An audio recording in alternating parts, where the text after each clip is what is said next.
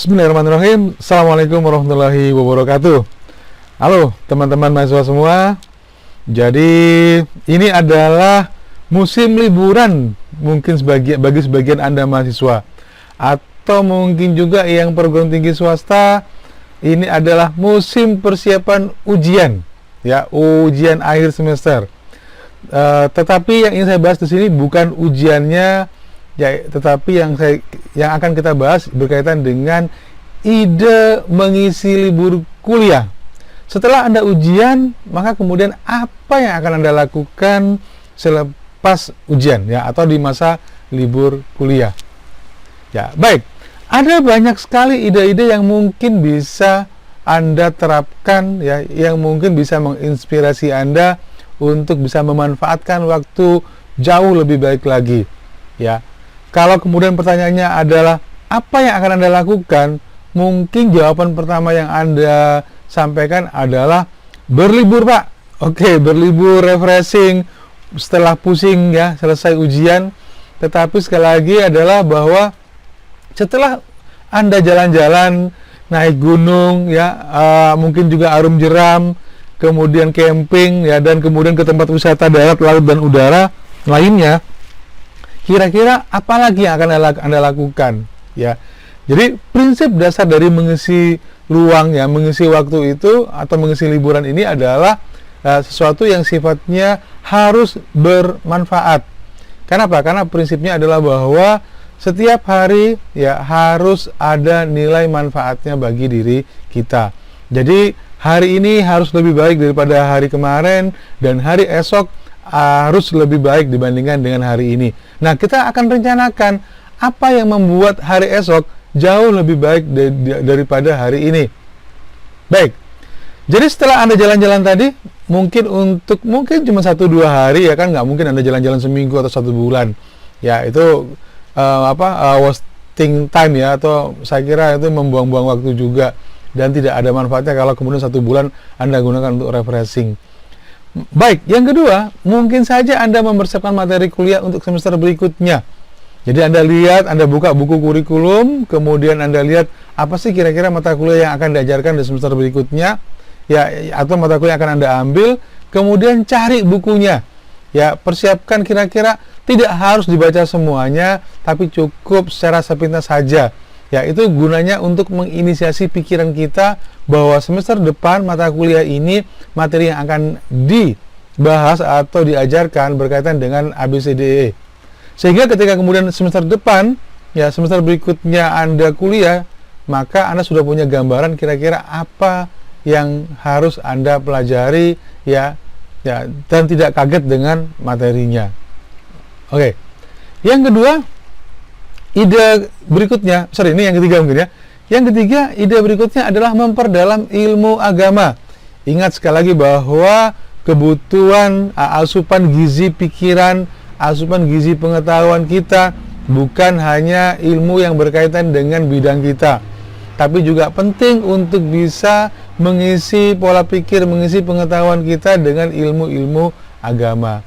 Ya, entah kemudian Anda membaca Al-Quran beserta terjemahan dan tafsirnya, atau Anda memperdalam lagi berkaitan dengan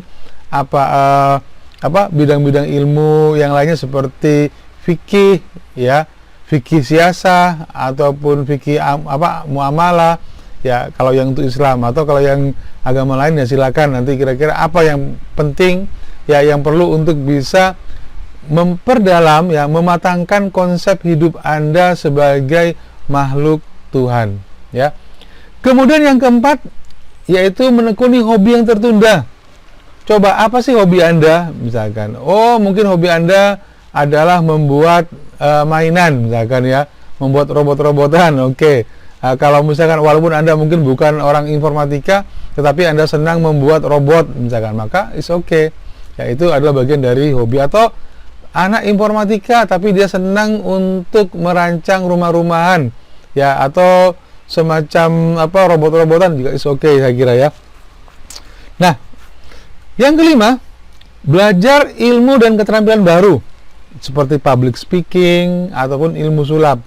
Public speaking, ya, adalah ilmu yang sangat bermanfaat Ya, kenapa? Karena ketika kemudian suatu saat Anda harus berbicara pada banyak orang, mungkin di tempat bekerja, ya, ataupun kemudian di suatu apalagi kalau Anda jadi dosen misalkan, maka kemudian kemampuan Anda dalam berbicara, baik itu verbal atau komunikasi ya, baik itu verbal maupun non verbal, kemudian gestur, body language, ya, bagaimana ice breaking, ya, dan seterusnya, itu penting sekali dalam pekerjaan. Kemudian ilmu sulap mungkin juga penting untuk Anda pelajari. Mengapa ilmu sulap juga menarik? Ya, seringkali bahwa kebekuan komunikasi atau mencari teman ternyata sangat efektif dengan menggunakan ilmu sulap. Orang menjadi tertarik, orang menjadi pay attention pada Anda karena Anda memainkan sebuah sulap yang membuat mereka mungkin terkagum-kagum dengan kemampuan Anda dalam menjalankan trik sulap, ya, menghilangkan koin, atau ketika contoh nih, misalkan Anda lagi PDKT pada seseorang, dia datang ke rumahnya, kemudian ternyata dia punya adik, ya, adiknya masih kecil, kemudian Anda pegang telinganya, ternyata di telinganya bisa keluar uang, atau keluar kue, atau keluar permen yang Anda berikan kepada adiknya. Wah, ini kan saya kira cukup menarik sekali ya. Jadi membuat adiknya menjadi senang pada calon kakak iparnya. Oke. Kemudian juga bisa belajar menulis atau menggambar. Ya, kalau Anda seorang mahasiswa, maka kemampuan menulis itu menjadi penting. Cobalah untuk belajar menulis esai, ya, esai, ya. Apa contohnya? Misalkan Anda ambil contoh nih, misalkan sekarang lagi ada kasus apa di berita yang paling menarik, ya. Kemudian Anda buat opini, ya, tulis opini Anda secara terstruktur atau secara sistematis, mulai dari apa masalahnya, ya, kemudian apa pokok bahasan, kemudian kalimat penjelasan dan seterusnya, ya. Jadi ini menjadi begitu penting. Kenapa? Karena nantinya suatu saat Anda akan membuat tugas akhir. Tidak ada teman ataupun keluarga atau siapapun yang menolong Anda untuk membuat tugas akhir kecuali Anda sendiri. Ya, kenapa? Karena Anda tidak mungkin bisa menulis 100 halaman, 120 halaman, ya, dengan meminta tolong pada orang lain. Ya, sehingga kemampuan Anda dalam menulis, dalam merangkai kata, memilih kata, kemudian merangkainya menjadi sebuah kalimat, itu menjadi sangat penting. Mulai dari sekarang, ya. Jadi jangan sampai kemudian ketika Anda sudah tugas akhir baru Anda menyesal, loh, ternyata kok kemampuan menulis saya kok rendah sekali, misalkan. Ya, tetapi kalau Anda mulai dari semester 1, liburan, Anda rencanakan untuk belajar menulis, semester 2, liburan, dan seterusnya. Nah, belajar menulis itu bisa saja kemudian Anda lakukan dengan cara merangkum, ya, Anda membaca sebuah cerita atau Anda menyaksikan sebuah tayangan video, ya, kemudian Anda menceritakan kembali dalam bentuk tulisan, ya. Kemudian Anda baca apakah tulisannya itu runtun atau tidak, flow-nya mengalir atau tidak, ya, kemudian pilihan katanya sudah bagus atau tidak. Baru kemudian, ya, kalau Anda ingin menulis yang jauh lebih serius, buat sebuah karya tulis ilmiah, ya.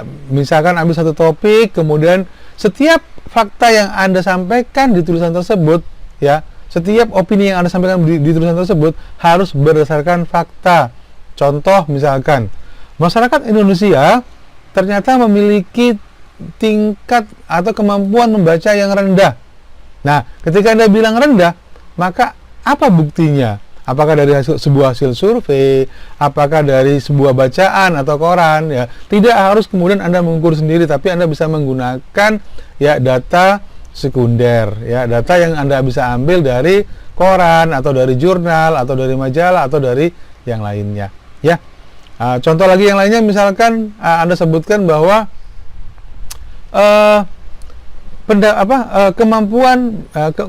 kemampuan masyarakat Indonesia dalam memfilter hoax itu, ya, masih sangat buruk, misalkan masih sangat buruk. Dari mana? Maka kemudian Anda bisa bandingkan misalnya dari data statistik, atau dari berita-berita ataupun dari laporan Menkominfo, kalau penyebaran hoax di Indonesia misalkan tertinggi di Asia, ya. Itu contoh, ya. Jadi artinya bahwa harus ada dasarnya ketika Anda menyampaikan fakta, ya, atau penilaian. Itu karya tulis ilmiah. Baik, apalagi ide berikutnya? Ya, belajar mengemudi. Ini ya, oke. Ya, mungkin kalau tadinya Anda sudah bisa naik motor, oke. Maka kalau ada kesempatan untuk belajar nyetir mobil, maka Anda manfaatkan untuk nyetir mobil. Kenapa? Ya, karena itu adalah nilai plus nantinya ketika Anda bekerja. Bisa saja kemudian kantor sopir di kantor Anda bekerja, ternyata sopirnya itu tidak masuk ya, sehingga Anda harus menyetir sendiri ya. Atau bisa saja Anda merangkap bekerja tapi juga merangkap sebagai setir, sehingga gaji Anda double. Enggak ya, saya kira enggak begitu juga. Ya, sekarang walaupun ada Grab, tapi kalau kemudian misalnya harus keluar kota, ternyata sopirnya sakit ya di jalan, maka Anda bisa menggantikan. Tapi intinya adalah keterampilan itu tidak ada yang sia-sia ketika Anda memiliki sebuah keterampilan ya.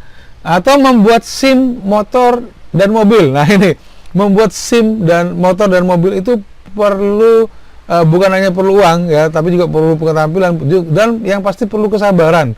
Mengapa? Karena bisa saja kemudian Anda mungkin lulus tes tulisnya tapi tidak lulus tes mengemudinya. Mungkin perlu latihan, mungkin juga harus tahu trik dan tipnya ya, bagaimana menjalankan tes praktek mengemudi motor ataupun mobil.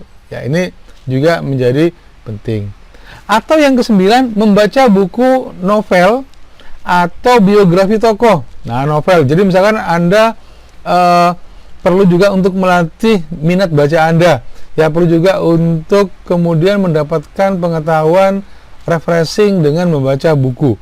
Ya, kalau saya pikir salah satu refreshing yang juga cukup menarik adalah selain nonton film, yaitu membaca novel. Ya, banyak sekali novel, buku-buku atau novel-novel yang mungkin inspiratif, yang bisa Anda manfaatkan untuk bisa menambah pengetahuan, untuk bisa menambah, karena biasanya settingnya, alur ceritanya itu juga bisa menjadi pengetahuan ataupun inspirasi bagi Anda.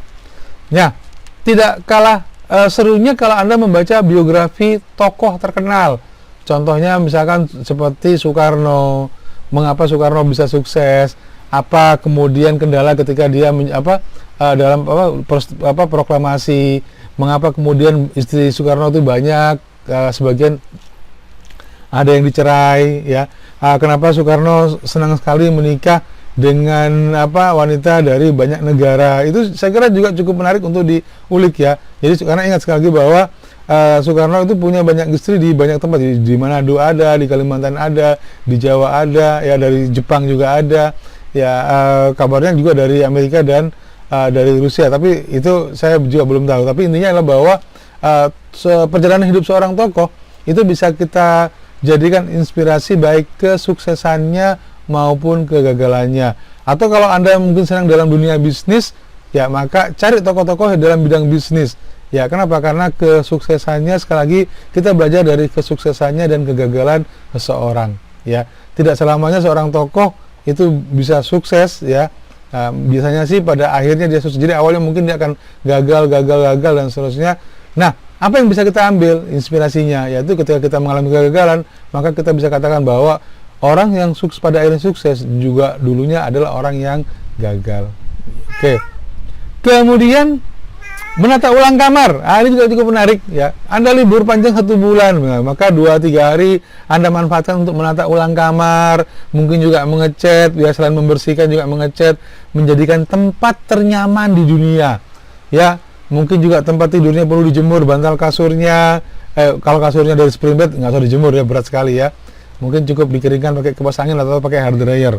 Ya, tapi kalau misalkan perlu juga mungkin disapu ya langit-langitnya, jangan sampai ada Spiderman dan anak buahnya bergelantungan di langit-langit kamar Anda ya. Kemudian menata ulang, mungkin juga kamar Anda bisa Anda jadikan studio. Wah, ceritanya kalau Anda pengen ngevlog atau Anda pengen nanti, kalau ini masih kuliah online, maka Anda penting juga untuk menata kamar supaya tampilan kamar Anda menjadi secantik studio video, studio ya, mini studio. Nah, yang ke-11, perdalam pengembangan diri. Ya, kalau tadi keterampilan dan seterusnya, maka Anda juga harus punya strategi bagaimana meningkatkan ya personality Anda. Bagaimana membuat orang lain ya melihat Anda sebagai pribadi yang baik, pribadi yang santun, pribadi yang punya manner misalkan. Nah, itu semua harus dilatih. Bagaimana melatihnya? Coba cari buku-buku yang berkaitan dengan pengembangan diri. Ya, contohnya misalkan buku berkaitan dengan terapi berpikir positif kayak karya dari Ibrahim El-Fiqi ya, ataupun beberapa buku yang lainnya yang sifatnya motivasi seperti Andre Wongso ya, ataupun siapa lagi, beberapa yang saya kira buku-buku motivasi itu bagus sekali sebagai asupan gizi bagi mindset kita ya. Nah, yang terakhir ya, saya kira lainnya sesuai dengan passion Anda. Tapi intinya adalah bahwa ya, manfaatkan waktu libur Anda, rencanakan waktu libur Anda untuk mengembangkan baik itu hobi ya, minat, kemudian persiapan kuliah Anda, ataupun hal yang lainnya yang bermanfaat bagi nusa, bangsa, serta agama. Terima kasih. Assalamualaikum warahmatullahi wabarakatuh. Selamat liburan dan selamat memanfaatkan waktu libur Anda dengan baik dan benar.